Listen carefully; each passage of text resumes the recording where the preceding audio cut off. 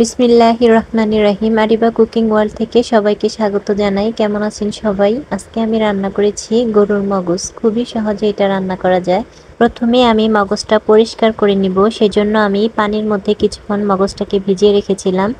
এখন মগজের যে উপরের আবরণটা আছে সেটা এভাবে হাত দিয়ে টান দিলেই সব ময়লা উঠে আসে।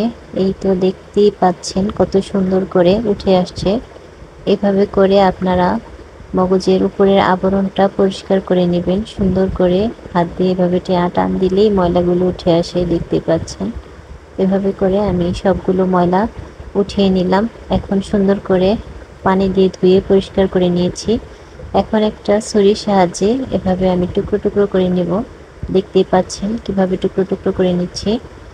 এভাবে টুকরো টুকরো করে নিয়ে রান্না করতে হবে। এই তো আমার সবগুলো মগজ টুকরো করা হয়ে গেছে। এখন আমি কড়াইতে পরিমাণ মতো সয়াবিন তেল দিয়ে দিব। তারপরে এখানে 1 কাপ পরিমাণ পেঁয়াজ দিয়ে দিয়েছি। তারপর পেঁয়াজটাকে ভাজতেছি। এখন এর মধ্যে 3-4টার মতো দারচিনি, 4টার মতো এলাচ, কিছু তেজপাতা দিয়ে দিলাম। তারপরে 1 চামচ আদা বাটা, 1 চামচ রসুন বাটা এগুলো দিব। দিয়ে ভালোভাবে কষিয়ে নেব। তারপরে একটু পানি দিয়ে দিলাম। দিয়ে এখানে আমি এখন হলুদের গুঁড়া দিব 2 চামচ, তারপরে মরিচের গুঁড়া দিব 2 চামচ। এগুলো দিয়ে তারপরে এখানে দিব একটু মাংসের মশলা, এটা আমি ঘরে বানিয়ে নিয়েছি। এখন দিব এখানে লবণ, পরিমাণ মতো এটা দিবেন।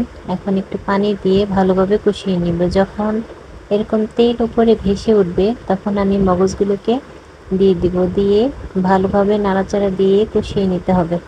এটা অবশ্যই ভালো করে কষিয়ে নেওয়ার চেষ্টা করবেন, না হলে একটা বাজে গন্ধ আসে।